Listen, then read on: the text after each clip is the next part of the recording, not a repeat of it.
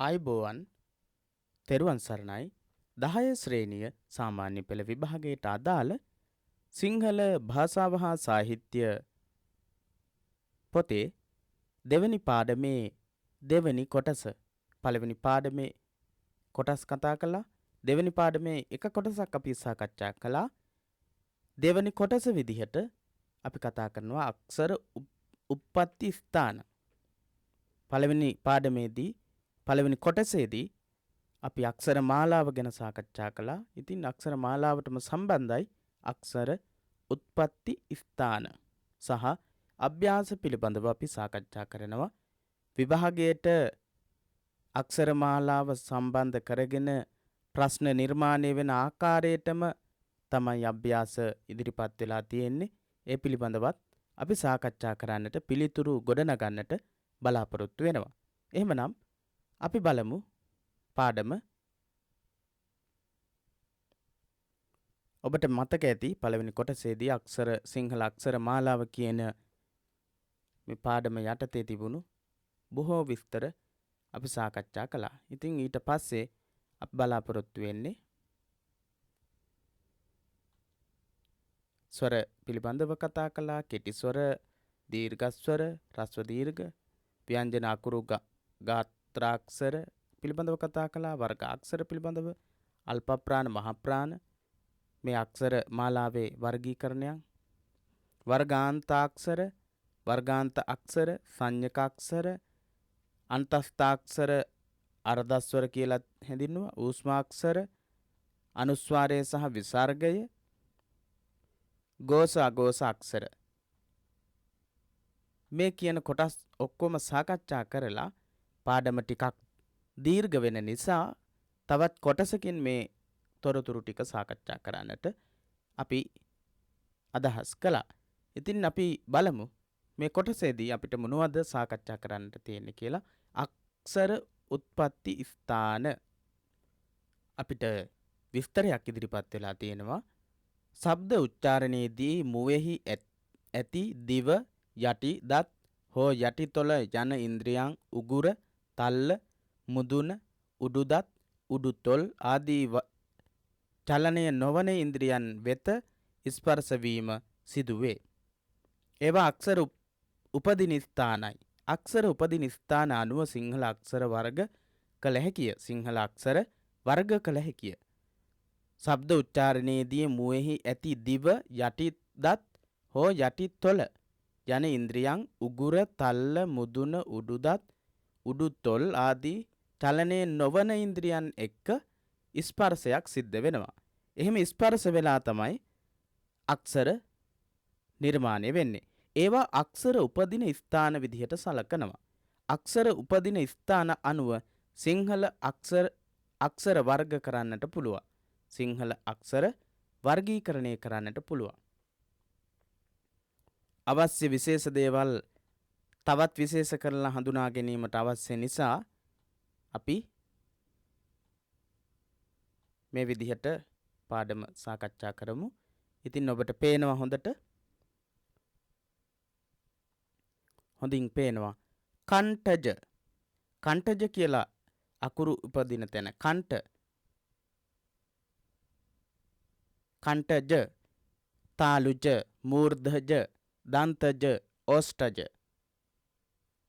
කණ්ඨජ කියන අකුරු මෙතනින් උපදින අකුරු, මුදුනින් උපදින අකුරු, බොටුවෙන් උපදින අකුරු කණ්ඨජ. එවැගේම තැඹිලි තද කහපාටින් දක්වලා තියෙනවා තාලුජ. එවැගේම මෙතන තැඹිලි පාට දක්වලා තියෙනවා මූර්ධජ. ඊට පස්සේ කොළ පාට දන්තජ, ඕෂ්ඨජ, නිල් පාට ඕෂ්ඨජ. ඔබට පේනවා කණ්ඨජ අකුරු උපදින්නේ මෙතන තමයි ස්පර්ශය සිද්ධ වෙන්නේ. ඊට පස්සේ තාලුජ අකුරු උපදිද්දි දිව ස්පර්ශ වෙනවා මෙන්න මේ කියන තල්ලේ. ඒ වගේම මූර්ධජ අකුරු උපදිද්දි මුදුනේ ස්පර්ශ වීම සිද්ධ වෙනවා දිව මේ ස්ථානයේ. ඊට පස්සේ දත්වල ස්පර්ශ වෙනවා. ඔබට පේනවා දත් තියෙනවා. ඒ දත්වල තමයි දිව ස්පර්ශ වෙන්නේ. දත්වල දිව ස්පර්ශ වෙලා තමයි දන්තජ අකුරු උපදින්නේ. ඒ වගේම තොල්වල ස්පර්ශ වෙලා උපදින අකුරු තියෙනවා. ඉතින් අපි බලමු මොනවද මේ අකුරු කියලා. කණ්ඨජ අකුරු.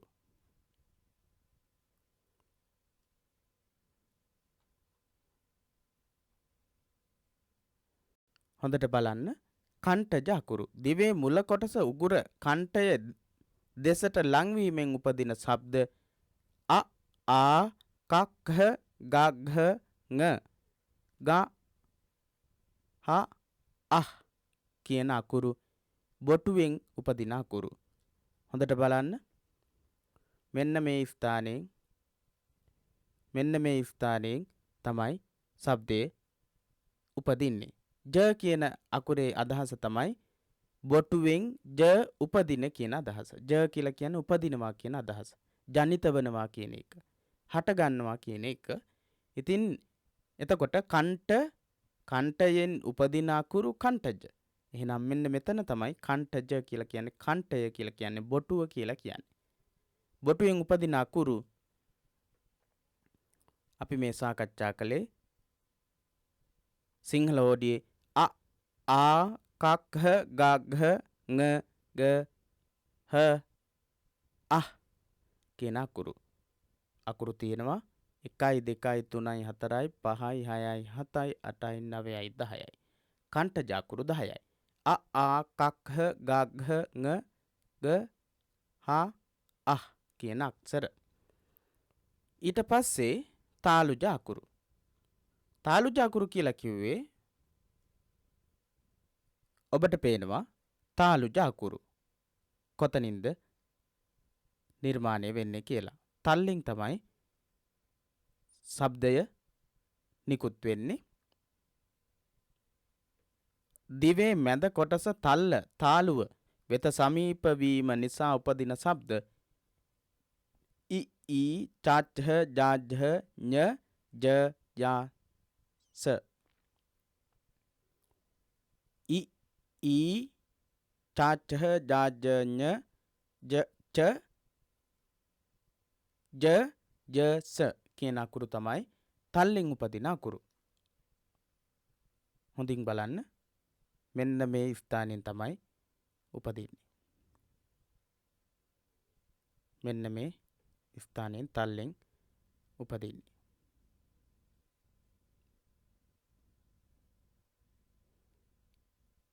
ඊට පස්සේ අපි බලමු මූර්ධජ. දිවේ අග කොටස මූර්ධජ හෙවත් මුදුන වෙත සමීප වීම නිසා උපදින ශබ්ද ඉරු ඉරු ටාඨ ඩාಢ න ඩ ර රා ස ල. ඉරු ඉරු ටාඨ ඩාಢ න ඩ රා ස ල. රා ස ල කියන අක්ෂර මූර්ධජ අක්ෂර. මූර්ධජ ලයන්න, මූර්ධජ සයන්න. ඉරු ඉරු ටාඨ ඩාඩ න ඩ රා ස ල කියන අකුරු මූර්ධජ අකුරු. මූර්ධජ අකුරු උපදින්නේ මුදුනින්. මේ ස්ථානයෙන් තමයි මූර්ධජ අකුරු උපදින්නේ. මූර්ධජ අකුරු එතකොට තියෙනවා 1 2 3 4 5 6 7 8 9 10 11. මූර්ධජ අකුරු 11ක් තියෙනවා. ඊට පස්සේ දන්තජ. දිවේ අග කොටස උඩු දත් වැටියේ ස්පර්ශ වීමෙන් උපදින ශබ්ද. දිවේ අග කොටස උඩු දත් වැටියේ ස්පර්ශ වීමෙන් උපදින ශබ්දවලට කියනවා දන්තජ කියලා. දන්තජ අකුරු කියලා. ඔබට පේනවා දන්තජ අකුරු උපදින ස්ථානයේ දිව උඩු තල්ලේ දත් වැටියේ ස්පර්ශ වෙලා තමයි මේ අකුරු නිර්මාණය වෙන්නේ. දිව උඩුතල්ලේ දත් වැටියේ ස්පර්ශ වෙමින් නිර්මාණය වෙන අකුරු. ඒ අකුරු මොනවද කියලා බලමු. තාත් th දා ධ න ද ල ස ලා ස. තාත් th දා ධ න ද ල ස. මේ අකුරු උච්චාරණය කරනකොට නිවැරදිව උච්චාරණය කරනකොට ඔබේ දිවි ස්පර්ශ වෙන්නේ උඩුතල්ලේ දත්වල. තා th දා ධ න ද ල ස. සා. තා th දා ධ න ද ලා th. ඒ විදිහට උච්චාරණය වෙනවා. දන්තජ අකුරු. දන්තජ අකුරු තියෙනවා 1 2 3 4 5 6 7 8යි. දන්තජ අකුරු 8ක් තියෙනවා සිංහල වර්ණමාලාවේ, සිංහල හෝඩියේ, සිංහල අක්ෂර මාලාවේ. ඔෂ්ටජ අකුරු.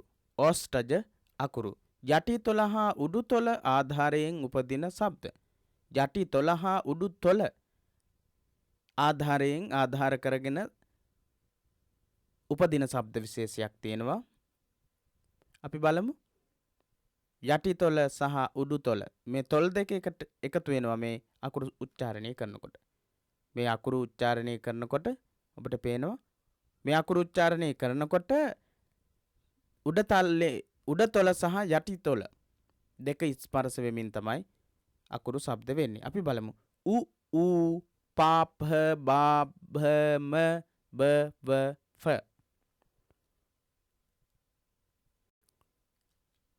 උ ඌ පා පහ බා භ ම බ ව ෆ. උ ඌ පා පහ බා භ ම බ ව ෆ කියන අකුරු ඕෂ්ටජ අකුරු. ඕෂ්ටජ කියන්නේ තොල් ආශ්‍රය කරගැනීමෙන් උපදින්නා වූ අකුරු. තොල් ඇසුරින් හටගන්නා වූ ශබ්ද. ඊළඟට පාඩමේ තියෙන්නේ අවබෝධය. අවබෝධය කියන කොටස අපි බලමු. අවබෝධය කියන කොටසේ තියෙන ප්‍රශ්නවලට උත්තර ලියලා උත්තර ලියන්නට උත්සාහ කරමු. විභාගයේදී මෙන්න මේ විදිහේ ප්‍රශ්න, බහුවර්ණ ප්‍රශ්න ඉදිරිපත් වෙනවා. අනිවාර්යයෙන්ම ඒ නිසා ප්‍රශ්න කිහිපයක්ම මෙතනදී ඉදිරිපත් කරලා තිනවා. ප්‍රශ්න 5ක් තියෙනවා අවබෝධයට දීලා. ඒ අවබෝධයට දීලා තියෙන ප්‍රශ්න ආශ්‍රය කරගනිමින්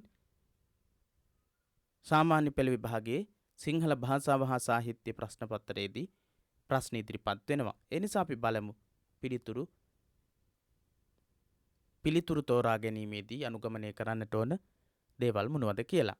අවබෝධය. පහත දැක්වෙන එක් එක් ප්‍රශ්නය සඳහා වඩාත් නිවැරදි උත්තරය දී ඇති වර්ණය අතරින් තෝරන්න.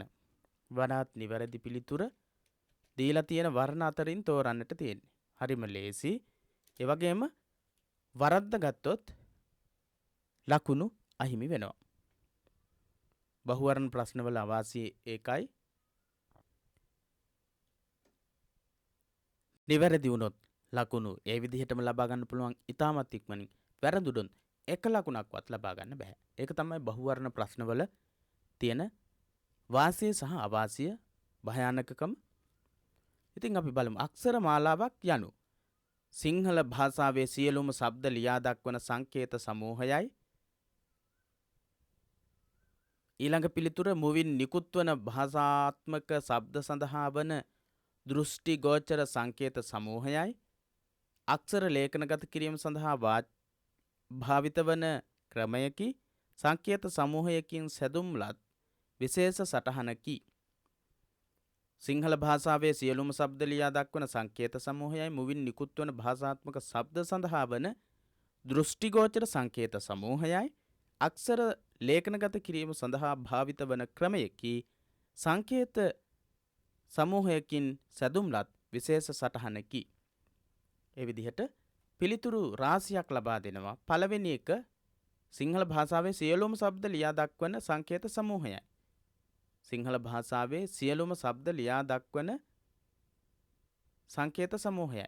සිංහල භාෂාවේ තියෙන සියලුම ශබ්ද ලියා දක්වන්න බැහැ. සමහර શબ્ද ලියලා දක්වන්න බැහැ. සමහර શબ્ද තියෙනවා ඒවා ලියලා දක්වන්න බැහැ. ඉතින් එහෙනම් ඒ පිළිතුර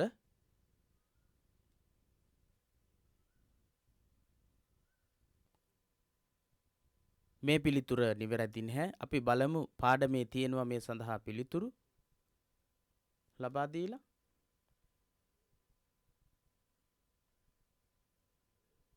පාඩමේ කොහොමද තියෙන්නේ කියලා අපි බලමු.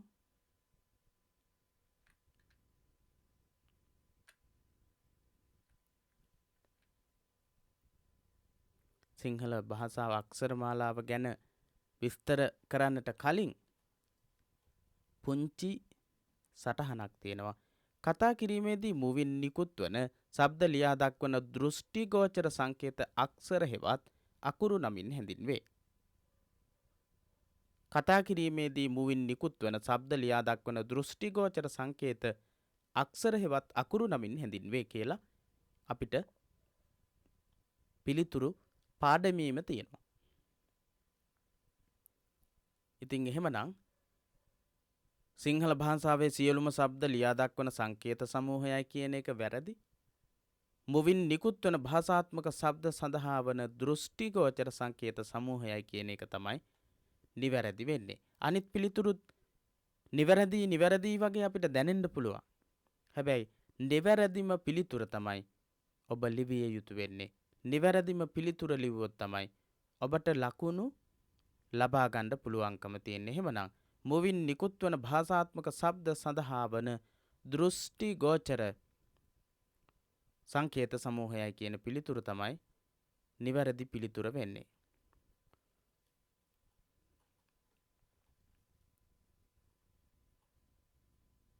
ඊළඟ ප්‍රශ්නය අක්ෂර මාලාව හැඳින්වීම සඳහා යෙදෙන නමක් නොවන්නේ. අක්ෂර මාලාව හැඳින්වීම සඳහා යෙදෙන නමක් නොවන්නේ. හෝඩිය, අකාරාදිය, වර්ණමාලාව, ශබ්දමාලාව. හෝඩිය, අකාරාදිය, වර්ණමාලාව, ශබ්දමාලාව. ශබ්දමාලාව. හෝඩිය, අකාරාදිය, වර්ණමාලාව, ශබ්දමාලාව කියලා පිළිතුරු දෙනවා. නිවැරදි නොවන පිළිතුර තමයි අපිට තෝරන්නට තියෙන්නේ. අපි තෝරන්නට ඕන නිවැරදි නොවන පිළිතුර ශබ්දමාලාව කියන එක. වර්ණමාලාව කියනවා අකාරාදිය කියලා කියනවා. සිංහල අකාරාදිය කියලා කියනවා. සිංහල හෝඩිය කියලා කියනවා. ඊළඟ ප්‍රශ්නය අන්තස්ථාක්ෂරයක් නොයෙදුණු වචනයක් සහිත වර්ණය තෝරන්න. අන්තස්ථාක්ෂරයක් නොයෙදුන වචනයක් සහිත වර්ණය තෝරන්න. මේ වගේ ප්‍රශ්නයකදී අනිවාර්යයෙන්ම අපිට දැන් මතක තියෙන්න ඕන අන්තස්ථාක්ෂර මොනවද කියලා. අන්තස්ථාක්ෂර මොනවද කියලා මතකයක් තිබුණේ නැත්නම් අපිට පිළිතුරු ලියන්න බැරි වෙනවා. ඒ නිසා අපිට අන්තස්ථාක්ෂර මතක තියෙන්නට වෙනවා. ඉතින් අන්තස්ථාක්ෂර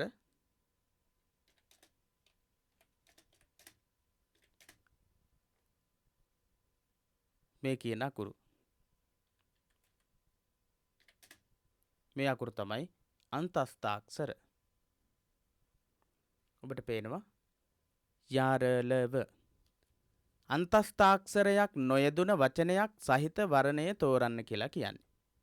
අපි බලමු පළවෙනි වර්ණය රුවල. රයන්න තියෙනවා, වයන්න තියෙනවා, ලයන්න කියන අකුරු තුනම තියෙනවා. වෛරය කියද්දි වයන්න තියෙනවා, රයන්න තියෙනවා, යයන්න තියෙනවා. එතනක් තියෙනවා.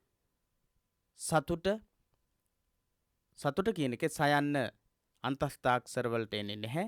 හැබැයි තයන්න එන්නෙත් නැහැ. තයන්න එන්නෙත් නැහැ. සයන්න, තයන්න, ටයන්න කියන අකුරු එකක්වත් එන්නේ නැහැ. එහෙනම් අපිට පළවෙනි වර්ණයෙන්ම පිළිතුරු තෝරගන්න පුළුවන්. ඒ වගේ අවස්ථාවක් ආවොත් ඔබ නිවැරදිම නම් ඒ පිළිතුරු තෝරගන්න. ඊට අමතරව පිළිතුරු තෝරන්නට අනිත් වර්ණ තුන කියවන්නට යන්නට එපා. සමහර විට ඔබට වෙලා විතරි කරගන්නට එක ක්‍රමයක් විදිහට පාවිච්චි කරන්න පුළුවන්. සමහර වෙලාවට පළවෙනි වර්ණයේදීම පිළිතුරු නිවැරදිම පිළිතුරු තියන්නට පුළුවන්. නිවැරදිම පිළිතුර තිබුණොත් ඔබට විශ්වාසවන්තම නම් ඒ පිළිතුර තෝරගන්න. ඇත්තටම යාර ලව කියන අකුරු තමයි අන්තස්ථාක්ෂර. ඒ අන්තස්ථාක්ෂර අතරින් එකක්වත් නැති වචනයක් පළවෙනි වර්ණයේම තියෙනවා සතුට කියන වචනේ. එහෙනම් වලව්ව කියන එකේ අන්තස්ථාක්ෂර තියෙනවා. අපි අනිත් වර්ණත් බලමු. වයන්න තියෙනවා, රයන්න තියෙනවා, යයන්න තියෙනවා. රයන්න තියෙනවා, වයන්න තියෙනවා, යයන්න තියෙනවා. රාවේ කියන වයන්න තියෙනවා, රයන්න තියෙනවා, හයන්න නැහැ. ඊළඟ එකේ හයන්න නැහැ. වයන්න තියෙනවා, රයන්න තියෙනවා, යයන්න තියෙනවා. ඊළඟ එකෙත් වයන්න තියෙනවා, ලයන්න තියෙනවා, ආයෙත් වයන්න තියෙනවා. වයන්න තියෙනවා, රයන්න තියෙනවා, යයන්න තියෙනවා. වයන්න දෙපාරක් යෙදිලා තියෙනවා, රයන්න යෙදිලා තියෙනවා, යයන්න. එහෙම බැලුවම සතුට කියන වර්ණයේ තියෙන මේ වර්ණය තමයි අපිට තෝරගන්නට තියෙන සිදුවෙන වර්ණය. ඊළඟ ප්‍රශ්නය මුලින් දැක්වෙන අක්ෂර වර්ගයට අයත් අකුරක් නොයදුන වචනයේ සහිත වර්ණය තෝරන්න. මුලින් දැක්වෙන අක්ෂර වර්ගයට අයත් අකුරක් නොයදුන වර්ණය වචනයේ සහිත වර්ණය තෝරන්න කියලා තමයි ප්‍රශ්නය අපිට ඉදිරිපත් වෙන්නේ. මුලින් දීලා තියෙනවා මහ ප්‍රාණ කියලා, ඊළඟට නාසික්‍ය කියලා දීලා තියෙනවා, ඊළඟට අල්ප ප්‍රාණ කියලා දීලා තියෙනවා, ඊළඟට සංඥක කියලා දීලා තියෙනවා. අපෙන් අහන්නේ මුලින් දැක්වෙන අක්ෂර වර්ගයට අයත් අකුරක් නොයදුන වචනේ. මුලින් යෙදිලා තියෙන්නේ මහ ප්‍රාණ නම් මහ ප්‍රාණ අකුරු සහිත අකුරක් සහිත වචනයක් හැම වර්ණයේම තියෙන්න ඕනේ. එහෙම නැති වුණොත්, එහෙම එක වචනයක් හරි මහ ප්‍රාණ නැතිව තිබුණොත්, එහෙම නැත්නම් නාසික්‍ය අකුරක් නැති වර්ණයක් මේ වචන ටිකේ තිබුණොත්, අල්ප ප්‍රාණ අක්ෂරයක් නැති වචනයක් මේ වචන ගොඩේ තිබුණොත්, සංඥක අක්ෂරයක් නැතිව වචනයක් මේ ගොඩේ තිබුණොත්, අන්න ඒක තමයි තෝරන්න කියන්නේ. ඉතින් මහා ප්‍රාණ අකුරක් මුලින් දැක්වෙන අක්ෂර වර්ගයට අයත් අකුරක් නොයදුන වචනයේ සහිත වර්ණය තෝරන්න. මේකේ තියෙන්න ඕන හැම වචනයකම මහා ප්‍රාණ අකුරක් තියෙන්න ඕන. එහෙම නැති වචනයක් තිබුණොත් ඒක තමයි අපිට තෝරන්න තියෙන වර්ණය. ඵලදායි, ධර්මිෂ්ඨ, සන්දර්භය, බලශක්තිය. ඵලදායි, ධර්මිෂ්ඨ, සන්දර්භය, බලශක්තිය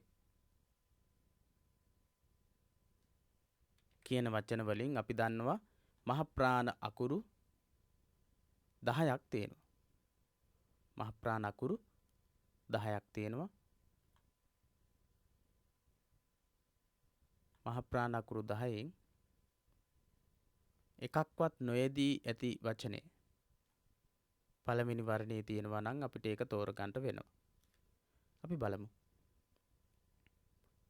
ඵලදායි මහ ප්‍රාණ පහයන්න තියෙනවා. ධර්මිෂ්ඨ කියන එකේ මහ ප්‍රාණ අකුරු දෙකක් තියෙනවා. මහ ප්‍රාණ 10යන්න, ඨයන්න කියන දෙකම. සන්දර්භය කියන එකේ මහ ප්‍රාණ භයන්න තියෙනවා. ඊට පස්සේ බලශක්තිය කියන එකේ මහ ප්‍රාණ අකුරක් නැහැ. බලශක්තිය කියන එකේ මහ ප්‍රාණ අකුරු වෙන්නේ කා ඨ ඨ ථා ප ගා ජ ඩ ධා භ කියන අකුරු. ඉතින් බලශක්තිය කියන එකේ මහ ප්‍රාණ අකුරක් නැහැ. එහෙනම් ඒ වර්ණය අපිට තෝරගන්නට වෙනවා පිළිතුර විදිහට. මේ කියන මහ ප්‍රාණ වර්ගයට අයත් නොවන වර්ණයක් තියෙනවා නම්, ඒ මහ ප්‍රාණ කියන අක්ෂර වර්ගයට අයත් නොවන අකුරු සහිත වචනයක් තියෙනවා නම් ඒක තමයි තෝරන්න කියලා කියන්නේ. එහෙනම් අපිට තෝරන්න වෙනවා බලශක්තිය කියන වචනේ තියෙන නිසා ඒ වර්ණය. ඊළඟ එක බලමු. ඥානන නාම තමයි නාසික්යාක්ෂර. ඥානන නාම ඥා අකුරු දෙකක් තියෙනවා, නයන්නක් තියෙනවා. මයන්නක් තියෙනවා. ඒකත් මයන්නත් නාසිකාක්ෂරයක්. නයන්න දෙපොළක තියෙනවා ඒත් නාසිකාක්ෂර. මෙතනත් නයනු දෙකක් යෙදිලා තියෙනවා නාසිකාක්ෂර. අල්ප ප්‍රාණාක්ෂර අල්ප ප්‍රාණ විදිහට කචට තප ගජඩ දබ. කචට තප ගජඩ දබ. ගජඩ දබ කියන තැන කචට තප කියන තැන මහ ප්‍රාණයක් වුණාට ගජඩ දබ ගජඩ දබ කියන එකේ ගයන්න. කචට තප කියන එකේ තයන්න. ගජඩ දබ කියන එකේ දයන්න. දයන්න මේකෙත් දයන්න යෙදිලා තියෙනවා අල්ප ප්‍රාණ දයන්න.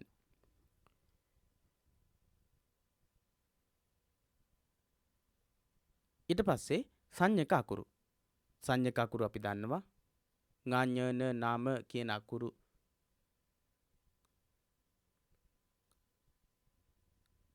ඥා ඥ ඥා ජ ඩ දා බ කියන අකුරු ටික. ඉතින් ඒ අකුරු වලින් සංඥක ගයන්න තියෙනවා මේ වචනේ ළඟපාත කියන එකේ. දොඹකරේ කියන එකේ සංඥක බයන්න තියෙනවා. සඳ එළිය කියන එකේ සංඥක දයන්න තියෙනවා. ගී හඬ කියන එකේ සංඥක දයන්න තියෙනවා. ඉතින් එහෙමනම් අපිට තෝරා ගන්නට තියෙන වර්ණය තමයි සන්දර්භය බලශක්තිය ධර්මිෂ්ඨ ඵලදායී කියන වචනේ යෙදිලා තියෙන මහ ප්‍රාණ අකුරක් නොමැතිව තියෙන වචනයක් අන්තර්ගත වර්ණය පළවෙනි වර්ණය අ වර්ණය.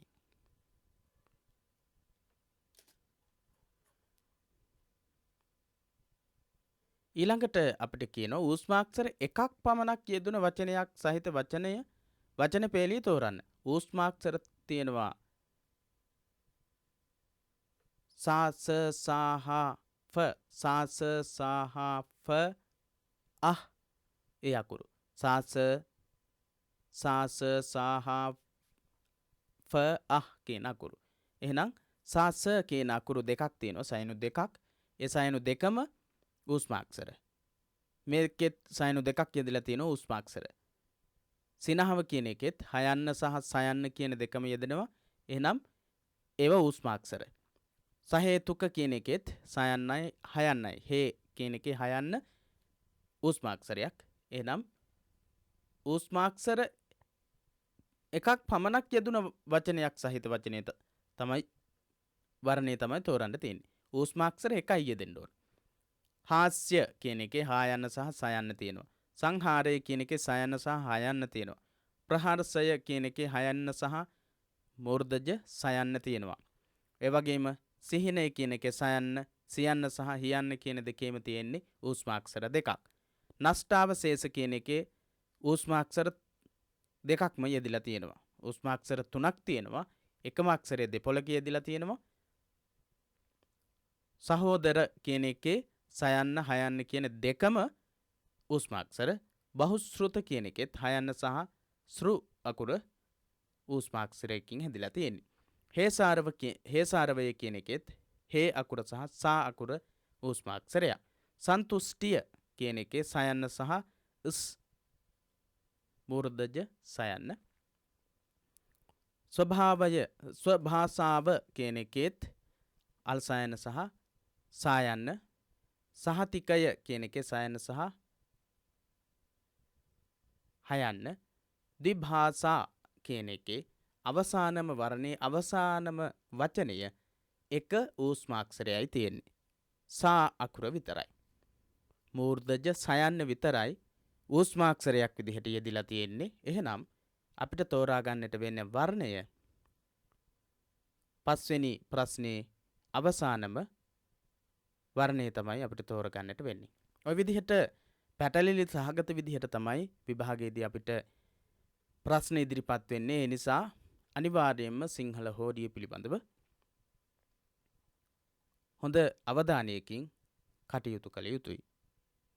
එහෙම කටයුතු කළේ නැත්නම් ඔබට විභාගයේදී ලකුණු අහිමි වෙන්න පුළුවන්. සිංහල භාෂාව හා සාහිත්‍ය ප්‍රශ්න පත්‍රයේ අපහසු වෙන්න පුළුවන්, ලකුණු අඩු වෙන්න පුළුවන්.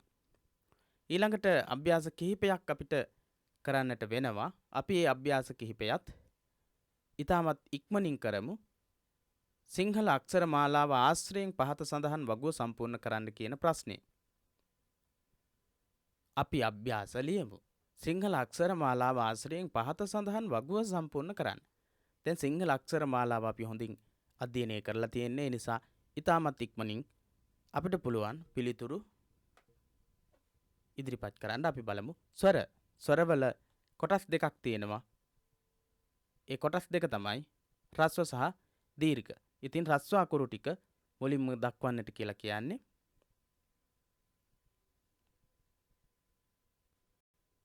අපි ඉක්මනින් ඒ අකුරු ටික ලියමු. අ ඈ යි උ ඉරු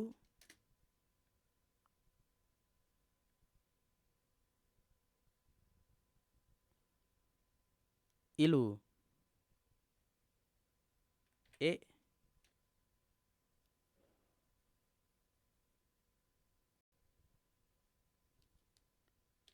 ආ ඈ ඊ උ ඉරු ඉලු ඒ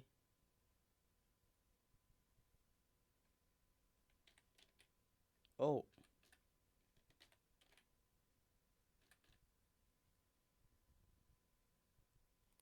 ඔව්. ඉතින් ආ ඈ ඊ උ ඉරු ඉරු ඉලු ඉලු ඒ කියන අකුරු දීර්ඝ ස්වර. ඊට පස්සේ නාසික්යාක්ෂර. නාසික්යාක්ෂර කියන්නේ නාසයට බරව උච්චාරණය වෙන අක්ෂර. අපි ලියමු.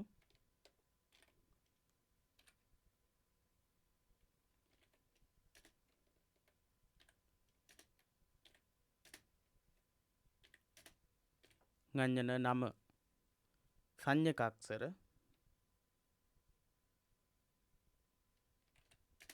ගා ච ට ත ප කණ්ඨජාක්ෂර. කණ්ඨජාක්ෂර අ ආ ක ක ගා ග ङ සංඥක ගයන්න හයන්න. ඊට පස්සේ විසර්ගය. කණ්ඨජාකුරු තාලුජාකුරු. ඊට පස්සේ අපි ලියන්නේ තාලුජාකුරු ඊ ඊ ඊ ඊ ච ච ජ ජ ඤ ච ච ජ ජ ඤ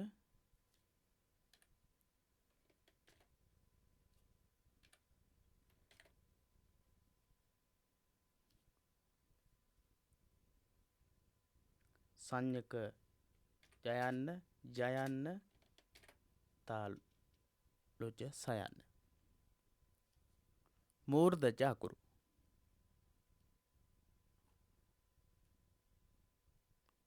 මූර්ධජ අකුරු ඉරු ඉරු ට ට ඩ ඩ න සංඥක ඩයන්න රයන්න මූර්ධජ සයන්න මූර්ධජ ලයන්න. ඊළඟට දන්තජ අකුරු. තා මහ ප්‍රාණ තයන්න ත දා මහ ප්‍රාණ දයන්න න සංඥක දයන්න ලයන්න දන්තජ සයන්න. ඊට පස්සේ ඕෂ්ඨජ අකුරු. උ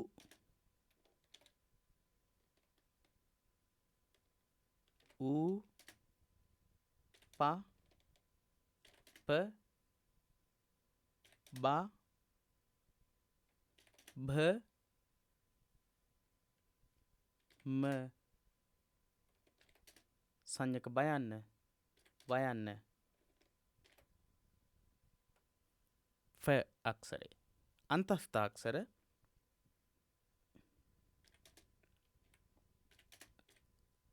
යරලව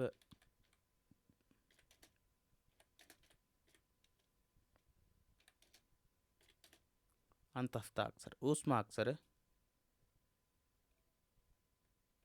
ස ස ස හ ෆ. ඊට පස්සේ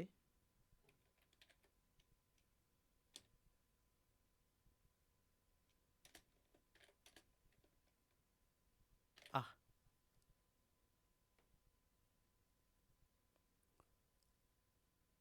විසර්ගය මේ අකුරු වලට මුලින් තිබුණත් පස්සේ තිබ්බත් ඒක ගැටලුවක් නැහැ. මේ ටික තමයි ඌෂ්මාක්ෂර. අපි මුලින්ම අඝෝෂ අක්ෂර ටික ලියමු. අඝෝෂ අකුරු තමයි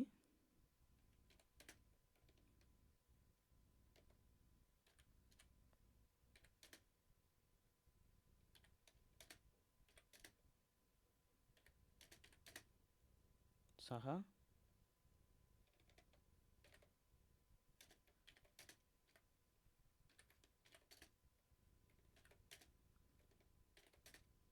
කියන අකුරු තවත් තියෙනවා සා ස ස. ඊට අමතරව අ අකුර විසර්ගය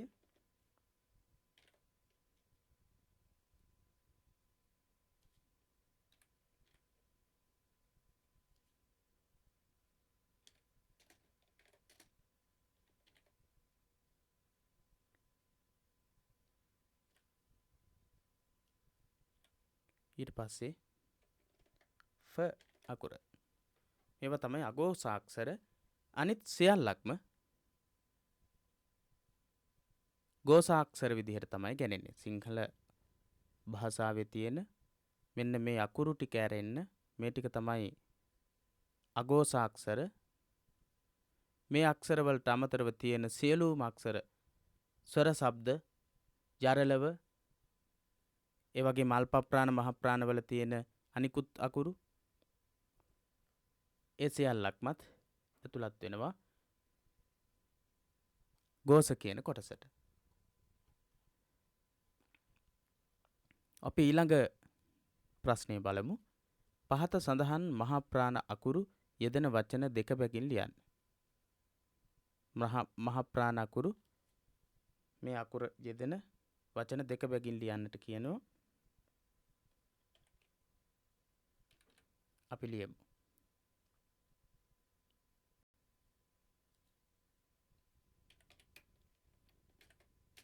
දුක්ඛ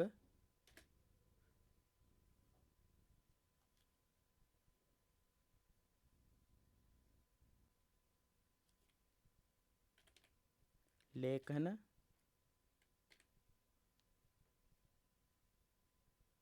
ඊට පස්සේ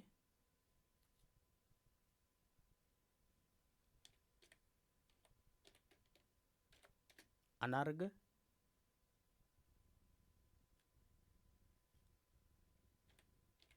සංඝ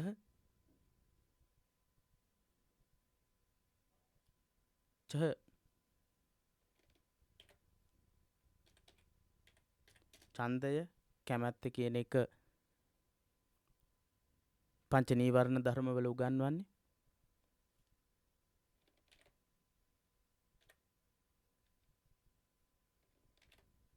ඡත්‍රය කුඩය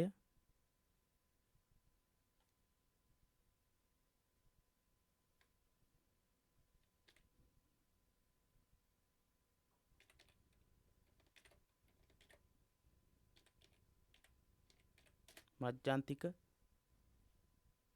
තුන්වෙනි ධර්ම සංගායනාවෙන් පස්සේ ධර්ම ප්‍රචාරයේ යෙදුණු හාමුදුරුවන් වහන්සේ නමක්.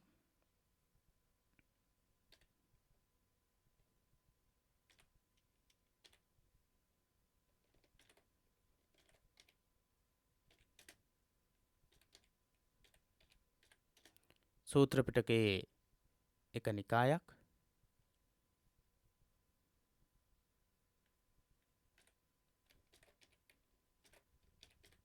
ගණ්ඨාව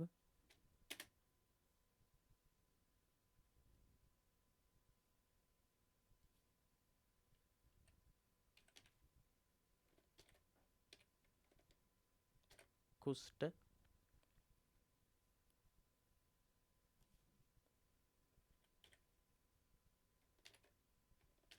දෘඩ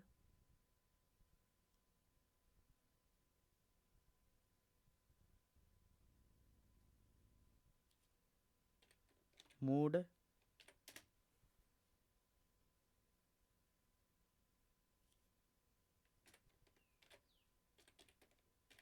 ග්‍රන්ථ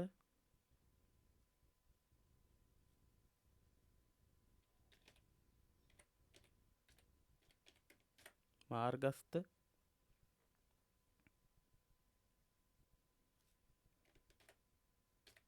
ධනය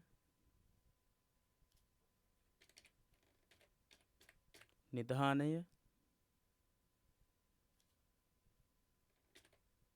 ඵල ගෙඩිවලට කියනවා.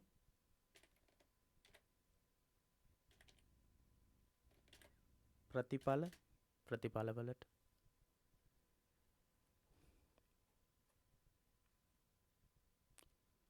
පහත සඳහන් කොටුවේ ඇති වචන වලින් සංඥක අකුරු යෙදී ඇති වචන පමණක් තෝරා ලියන්න.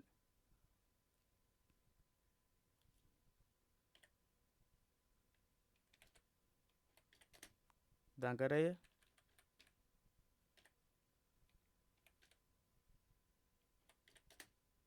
කඳ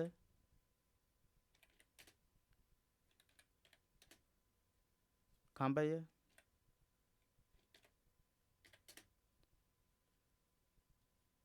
අඬනවා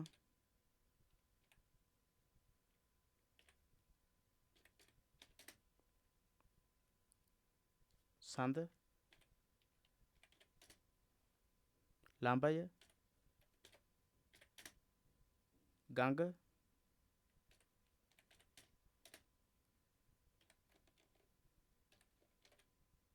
දෑඟුල්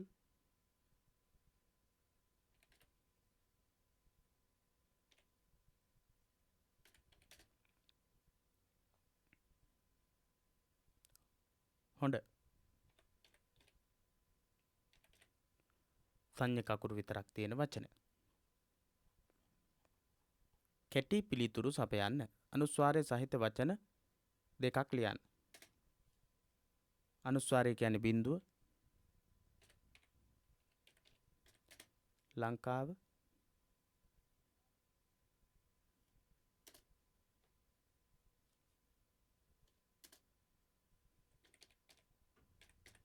සිංහයා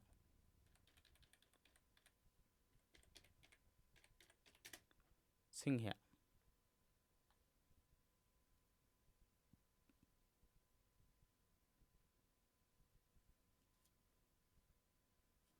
විසර්ගයේ සහිත වචන දෙකක් ලියන්න කියනවා.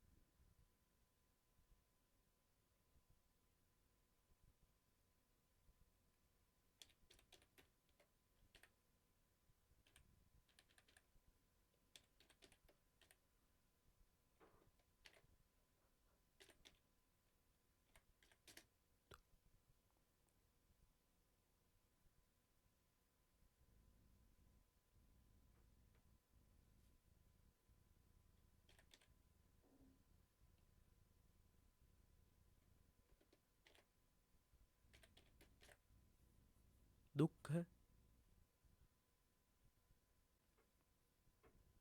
එහෙම නැත්නම්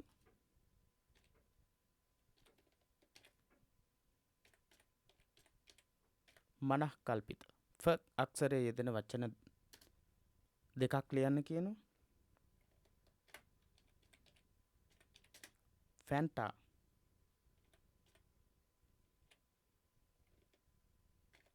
ටොෆි,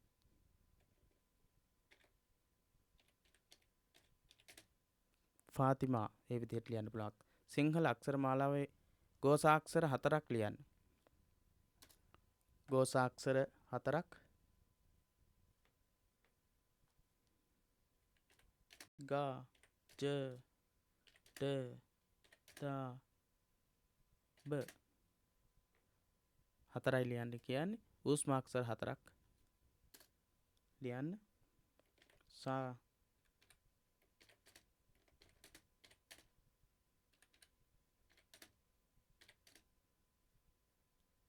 සා, ස, සා, හා.